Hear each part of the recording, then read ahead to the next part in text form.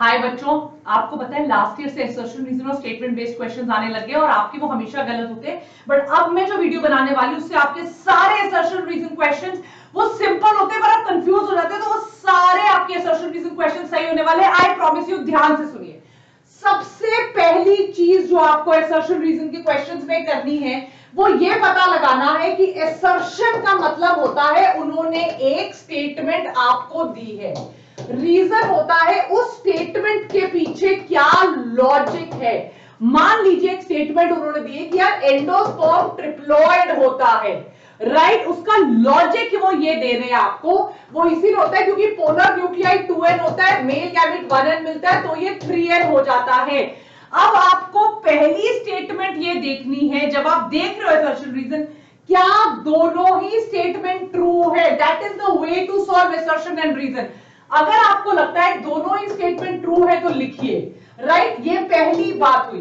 अगर by chance वो लिखते कि वो ट्रिप्लॉइड है और इस पे लिखते कि वो ट्रिप्लॉइड इसीलिए क्योंकि पोलर न्यूक्लियाई 3n है, तो ऑब्वियसली एक स्टेटमेंट आपकी फॉल्स हो जाती, right? So the first and foremost most important thing that you have to do is you have to find out कि यार जो स्टेटमेंट्स है वो ट्रू है या फॉल्स है। आपको आपका ज्यादातर आंसर उससे निकल जाएगा क्योंकि आपको पता है फोर्थ ऑप्शन है कि दोनों रॉन्ग है, थर्ड ऑप्शन असर्शन ट्रू है, रीजन फॉल्स है। ऑप्शन कंफ्यूजन फर्स्ट और टू में होता है जहां ये पता करना पड़ता है कि यार ये इसका करेक्ट एक्सप्लेनेशन है या नहीं। उसके लिए ट्रिक देती हूं। तो सबसे पहले आपको पढ़ना है, पढ़कर ये पता लगाना है कि भैया स्टेटमेंट ट्रू है या फॉल्स है, वो आपको पता चल जाएगा। अब वो लिंक है, वो एक्सप्लेनेशन देखने के लिए आपको दो वर्ड याद रखने हैं, बिकॉज एंड देयरफॉर। अगर आपको लगता है कि यार it is triploid, because why is it triploid? It is triploid because polar nuclei is 2n, the male gamete is 1n, मिलकर बन गया 3n। सो आप क्या उसको बिकॉज से जस्टिफाई कर पा रहे हो? Are you able to justify the statement? अगर आपको लग रहा है कि आप स्टेटमेंट को जस्टिफाई कर पा रहे हो, then it is the reason. या ए असर्शन का देयरफॉर वो है इसीलिए ये है।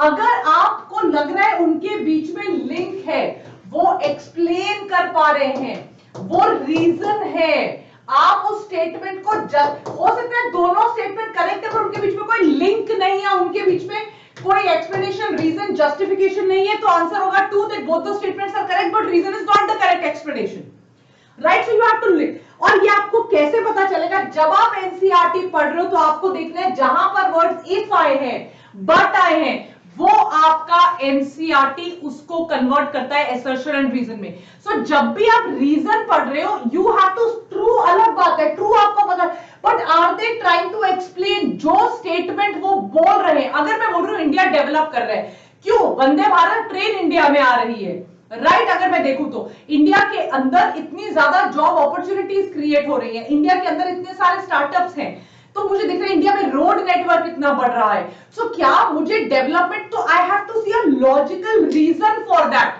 अगर आपको लगता है सेकंड स्टेटमेंट लॉजिकल रीजन है, then it is the explanation, वो ट्रू हो सकती है, पर अगर वो एक्सप्लेन नहीं कर रही है, it is not the reason. I hope इससे आपको फायदा होगा। Don't forget to like, share and subscribe. हमारी मेहनत पे अपने प्यार का ठप्पा लगा दो बच्चों। And Vani Sood for Vedantu, you know हमारे doctor Vani Vedantu biotonic for NEET हमारा टेलीग्राम चैनल है, उसको प्लीज प्लीज ज्वाइन कर लीजिए। Take care, bye.